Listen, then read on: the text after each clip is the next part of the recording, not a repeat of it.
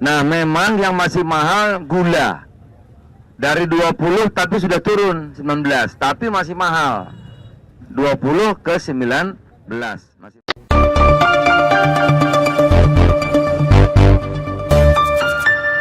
Ya, kayaknya kita mau berharap nih harga sembako atau kebutuhan rakyat seperti pada tahun 2015 sampai dengan 2023 loh. Awal tidak bisa lagi ya. Pada periode tahun-tahun itu hampir nggak pernah terdengar lonjakan harga sembako. Pemberitaan soal keluhan rakyat terkait komoditas yang sering kita konsumsi hampir jarang ditemui. Kenapa ya? Ya mbuh. Ya pada awal Pak Jokowi menjabat sampai Mei 2023, kita nggak banyak menjumpai harga yang mengejutkan. Setelah itu sampai sekarang nih, ada saja loh harga sembako yang bikin pening para istri yang ada di rumah. Berawal dari kelangkaan minyak goreng, ya, juk nular neng tomat, gula, bawang merah, bawang putih, beras, serta lainnya. Hampir bila ada yang turun, ganti yang lain naik. Sepertinya kita mesti mulai kencengkan ikat pinggang, terutama kebutuhan rumah tangga. Kita mesti atur dengan baik pengelolaan pengeluaran keluarga ini. Harus pinter mensiasati. Sepertinya isu-isu harga sembako wis tidak dipedulikan. Kalau banyak yang berteriak nih, baru udah dipikirkan. Kalau ada yang bilang naiknya harga hasil pertanian akan mendongkrak pendapatan petani, sebenarnya ya belum tentu. Mengapa? Kadang harga di petani loh masih normal, namun yang berubah itu di tengkulak atau pengepulnya. Bisa jadi mereka menahan stok, menahan produk pertanian dilepas ke pasar. Ngono toh carane. Memang tidak semua.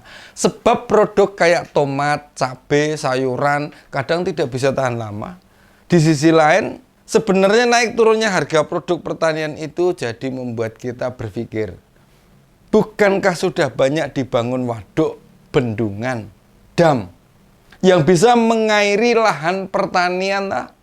Itu artinya bicara soal musim kemarau wes ora signifikan.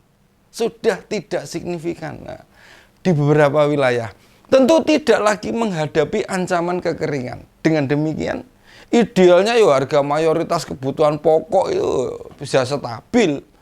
Yang agak aneh nih Pak Menteri Perdagangan ya, Pak Zulkifli Hasan. Boleh saja kok sidak atau memantau harga sembako di pasar. Beliau turun ke pasar. Kan tidak hanya ngecek harga di pasaran. Sebagai orang pertama yang punya kebijakan, kan artinya punya proyeksi-proyeksi, ada rencana, ada antisipasi juga. Dia juga ngertilah kebutuhan bulanan berbagai komoditas itu. Bisa dikompilasikan dengan peta rencana panen atau ketersediaan barang. Pak Menteri kan bisa koordinasi dengan kementerian yang lain untuk mengantisipasi berkurangnya stok. Makin lama Pak, tak perhatikan Pak Zulhas ini malah cenderung kayak wartawan turun ke pasar lalu bicara tentang harga-harga sembako. Nyebut harga apa yang sudah turun dan harga apa yang masih tinggi. Itu tidak salah Pak, hanya kurang pas.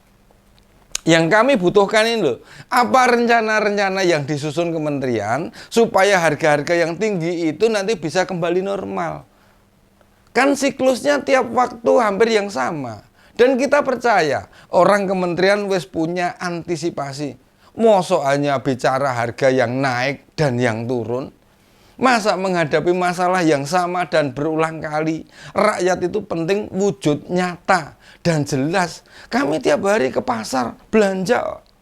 Masa sejak tahun kemarin masalah yang sama berulang. Selalu ada komoditas yang harganya mahal dan tidak bisa dijaga stabilitasnya. Nah, jujur saja nih, berbagai ketidakstabilan harga sembako itu memberatkan rakyat.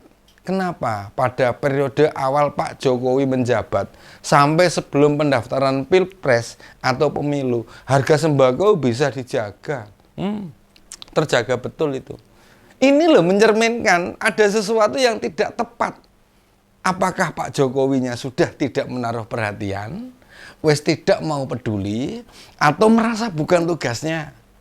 Mengapa? Sebelum-sebelumnya Presiden dengan mudah menjaga harga-harga, sementara sekarang tidak. Malah saat 3 bulan lalu harga beras lo melonjak tajam, naik wah kenceng banget.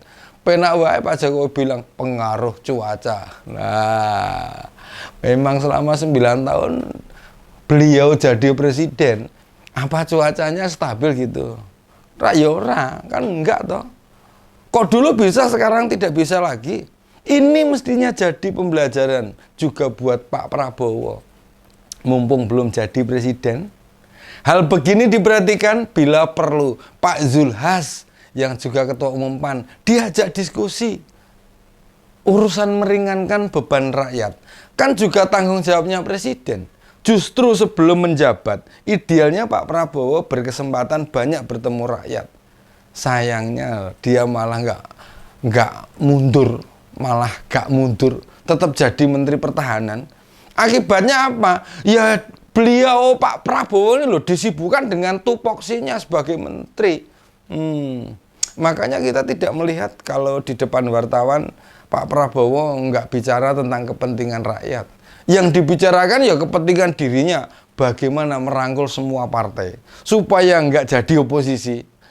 Nek gak neng oposisi, kan otomatis kritik yang ditujukan akan minim, bisa berkurang. Nah itu makin memposisikan kita sebagai rakyat. Ya fungsinya hanya manut wae. Wes, pokoknya manut tok aturan. Lah suaranya saja wes nggak didengar. Suara kita didengar itu ya pas sebelum coblosan. Ameh milih sopo, bar kuwi yo klepat, wis kaya pil KB lho. Nek kelingan ora dadi ning nek ora kelingan ning ngombe pil meteng dadi. Ini ya, menyelamatkan kepentingan kekuasaan. Secara fisik pun sulit rasanya kita berharap Pak Prabowo datang atau masuk pasar tradisional. Nah itu yang jelas. Gimana mau cek harga sembako? Bilang nggak masuk pasar, ya ora ngerti. Gimana masuk pasar? Lawang jalan saja susah. Bisa sih presiden minta laporan anak buahnya. Namun bila laporan itu sifatnya kalau ABS, asal bapak seneng, gimana coba ya? Nanti apa yang dilaporkan dengan kenyataan di lapangan ya tidak sesuai, beda. Ini kayaknya masalahnya sepele, masalah tidak penting. Namun Presiden Indonesia harus melakukannya. Apa yang sudah dimulai dan dijalankan Pak Jokowi tidak akan mudah diteruskan atau jadi kebiasaan baru pemerintahan. Nanti pemerintahan yang baru hanya duduk-duduk di istana, memerintahkan anak buahnya ke lapangan saja. Nah, bagi yang memilih Pak Prabowo sama Mas Gibran, tidakkah ini bakal jadi tanggungan, resiko, dan kalian juga bakal mengalami sendiri? Ayo dong, kalian jangan diam saja. Meski belum ada serah terima jabatan, namun belajar dari pemimpin mesti dimulai dari sekarang. Mumpung belum dilantik, justru malah mudah berkunjung, memantau situasi, melihat lapangan, langsung terjun ke lapangan itu. Karena bila sudah resmi, agenda-agenda formal atau seremonial akan jadi kegiatan yang benar-benar ngabisin waktu. Sementara dampaknya ke kami, rakyat kecil, hampir prosentasenya kecil. Demikian opini kali ini. Salam seger waras, sampai jumpa.